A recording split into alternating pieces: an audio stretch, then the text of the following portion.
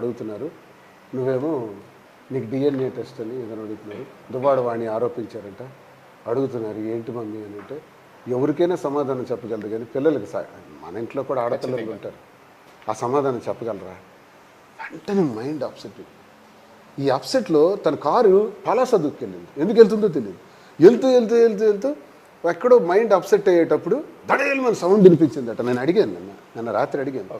దడేలు మన సౌండ్ వినిపించిన తర్వాత చూసినప్పుడు ఎదురుగున్న కారును గుద్దేసింది. కారును గుద్దేనని ఆమె డీప్ డిప్రెషన్లో ఒక్కసారి మైండ్ స్టీరింగ్ రైట్ సైడ్ తిప్పిందంటే పవర్ స్టీరింగ్. ఆ స్టీరింగ్ రైట్ సైడ్ తిప్పినప్పుడు కారు టోటల్ బాల్తో అయిపోయి 3 ఫల్టీలు కొట్టి బలూన్స్ ఓపెన్ అయిపోయి ఉంది. ఏ కారు అయితే తన అకస్మాత్తుగా గుద్దేసిందో ఆ కారులో ఉండేవాళ్ళు అమ్మాయిని రక్షించారు, బయటికి తీశారు. వాళ్ళు వరిస్తా అంటారు, తీసి రక్షించారు. అయితే ఇది కొంచెం పక్కా మంచి కారు, స్కోడా వెహికల్. స్కోడా కాబట్టి బ్రతికింది, కానీ అది కానీ అదర్ దెన్ స్కోడా ఏ కారు అయినా సరే తుక్కు అయిపోతారు. ఆ ప్రమాదంలో హెడ్ ఇంజరీ అయింది. కాళ్ళు గాయాలు ఇవన్నీ దెబ్బలు తగిలి బయటికి పడడం దెబ్బలే తగిలిన్నాయి. హెడ్ ఇంజరీలు బ్లడ్ కార్డర్స్ అయినాయి ఎడం వైపు.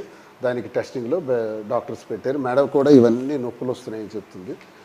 నేను మాట్లాడినందుకు మాట్లాడాను. కానీ ఇప్పుడు చూస్తుంటే ఇది మొత్తం వాణి చేస్తున్నటువంటి ఈ ఏదైతే ఆందోళన ఉందో దీన్ని డైవర్ట్ చేయడం కోసమే కేవలం ఈ యాక్సిడెంట్ డ్రామా దీన్ని మార్చడం కోసం ఈ విధంగా చేసింది ఆ మాధురి అనేది ఒక చిన్న సరదాగా నాకు అనిపిస్తుంది సార్. ఎవడైతే ఈ డ్రామా అన్నాడు వాడు ఒకసారి డ్రామా చేసి చూపెడితే నాకు బాగుంది. కార్ని 120 కిలోమీటర్ల స్పీడ్లో వెళ్ళి దడేల్మెంట్ డ్రామా చేయమనండి సార్, మటాష్ అయిపోతాడు ఎవడైనా. అలాంటి వాళ్ళు 2-3 రివ్యూ గర్ల్ని నేను చూశాను. వాళ్ళు దగ్గర పెట్టుకోమని వార్నింగ్ ఇస్తున్నాను. కుటుంబ వ్యవహారం కాబట్టి ఇష్టానుసారంగా మాట్లాడి ట్రోల్ చేస్తే నేను భరిస్తున్నాను. రాజకీయ పరంగా వస్తే Duvvada Srinivas fire brand, don't forget that. నేను నిలదీస్తాను, అవసరమైతే గ్యాగ్ ఆర్డర్ కూడా తెస్తాను అటువంటి ట్రోల్స్ చేసేవాళ్ళు. నువ్వు ఆడెవడైతే రివ్యూ చేస్తున్నాడు పేరు చెప్పలేకపోతున్నాను, ఉదయం చూశాను. వాడికి దమ్ముంటే ఒక డ్రామా యాక్షన్ చేయమనండి సార్. కారులో స్పీడ్గా 120తో వెళ్ళి గోడనో చెట్టునో డివైడర్నో కారునో లారీనో గుద్దమనండి, డ్రామా చేయమనండి. వాడికి ఏదైనా జీవితంలో సందర్భం వస్తుందిలే. ప్రతి ఒక్కడికి ఒక సందర్భం వస్తుంది, చనిపోదాంరా మనం అని. ప్రతి మనిషిలో కూడా వస్తుంది. ఆ సందర్భం నీకు వస్తుంది. దమ్ముంటే డ్రామా చేసి చూపెట్ట, దోలు దిగిపోద్ది, బెండ్ తెగిపోద్ది. ఒక ఆడబిడ్డ సింగిల్గా కారులో వెళ్తూ డ్రామా చేస్తారా? డ్రామా చేస్తే 120 కిలోమీటర్ల స్పీడ్తో కొడతారా? 120 కిలోమీటర్ల స్పీడ్తో కొడితే డ్రామా అంటామా? నిన్న కానీ పొరపాటున అమ్మాయి మరణించి ఉంటే ఈ డ్రామా అన్న వాళ్ళందరూ జైలుకి దొబ్బేసింది.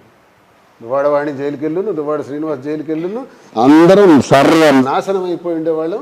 3 పిల్లలు నడి రోడ్డు మీద ఉంటే ఆ దువ్వల మాదిరి నా జీవితానికి నాశనం చేసిన దువ్వాడ వాణి, ఆఖరికి 3 పిల్లలను కూడా నాశనం చేసిన దువ్వాడ వాణి, సర్వనాశనానికి వినాశనానికి కారణమైన దువ్వాడ వాణిగా చరిత్రలో చరిత్రహీనురాలుగా మిగిలిపోయిండేది. వెంకన్న స్వామి దయ వల్ల నా ఏడుకొండలవాడు రెండోసారి జరిగిన సూసైడల్ అటెంప్ట్లో కూడా బ్రతికి బయటపడ్డది.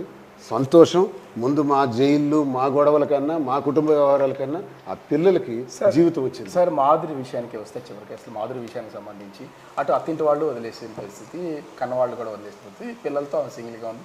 ఇప్పుడు ఏమో రెండోసారి సూసైడ్ అటెంప్ట్ చేసినటువంటి హాస్పిటల్లో ఉంది. ఇప్పుడు దువ్వాడ శ్రీను ఏమన్నా మనోధైర్యం ఇవ్వడం తోడు ఏంటి అసలు ఆమె పరిస్థితి ఏంటి? మీ నుంచి ఆమెకుండే సహకారం ఏంటి? నేను బాధల్లో ఉండేటప్పుడు నాకు భోజన వ్యవహారాలు సౌకర్యాలు నాతో ఉండి నాకు వాదార్పునిచ్చినటువంటి అమ్మాయి ఈరోజు అమ్మాయి కష్టంలో ఉండేటప్పుడు ఏ అమ్మాయి జీవితం అయితే మా కుటుంబం వల్ల నాశనం అయిపోయిందో, ఏ అమ్మాయి జీవితం అయితే మా కుటుంబం వల్ల నాశనం అయిపోయిందో, ఏ అమ్మాయితోనైతే నాకు లింక్ పెట్టి సభ్య సమాజం ముందు దువ్వాడ వాణి నాశనం చేసిందో ఆ అమ్మాయి ఈరోజు ఒంటరిగా మిగిలిపోతే డెత్ బెడ్ మీద చావు బతుకుల మధ్యలో దెబ్బలు తగిలి హాస్పిటల్లో ఉంటే పలకరించలేని దుస్థితి, దౌర్భాగ్యం. ఒకవేళ చెప్పండి సార్, మరెందుకు మీ మీడియా ద్వారా అడుగుదాం. ఏం చేయమంటారు? నన్ను పలకరించమంటారా? వద్దంటారా? మాధురి లాంటి దాన్ని దూరంగా పెట్టమంటారా? ఏం చేయాలి? అంటే మీకు మోరల్గా ఇంతకాలం సపోర్ట్ చేసింది కాబట్టి నేను కూడా ఆమెకి హ్యూమన్ బీయింగ్స్ అండి. We are human beings first. మీరు నేను మాట్లాడితే ఎవరు మాట్లాడరు. ఆడమగా మాట్లాడితే ఇన్ని కథలు వస్తాయి. ఇదే కదా కథ. ఇప్పుడు 5-6 రోజుల నుంచి 2 రాష్ట్రాల్లో గొడవ అంటున్నారు. ఎందుకు? దువ్వాడ శ్రీనివాస్ ఎమ్మెల్సీ, వాడందరికీ టార్గెట్, వాడు ఒక ఫైర్ బ్రాండ్, వాడికి కుటుంబ వ్యవహారం ఎలా ఉంది, మధ్యలో మాదిరి క్యారెక్టర్ ఉంది. మంచి సినిమా ఇది, మంచి మసాలా నడుస్తుంది ఇప్పుడు. కానీ ఆ మసాలా వెనక నిన్న అమ్మాయి చనిపోయి ఉంటే ఎంతోమందికి ఎంతోమంది బాధ పెట్టిన వాళ్ళు ఉండేవాళ్ళు. అది కరెక్ట్ కాదని మీ మీడియా ద్వారా నేను తెలియజేస్తున్నాను. అది తెలుసుకోవాలి. మీకు ఇష్టం ఉంటే చూడండి, ఇష్టం లేకపోతే స్కిప్ చేసి పడేయండి వీడియో. మనం అన్ని వీడియోలు చూస్తుంటామా? ఈ గొడవ మాకెందుకని స్కిప్ చేసేయండి. లేదు, తెలుసుకోవాలని కూడా చూడండి. పెట్టాలంటే రోజు నేను చూస్తుంటాను, రోజు యూట్యూబ్లో. నేను ఎప్పుడు నా జీవితం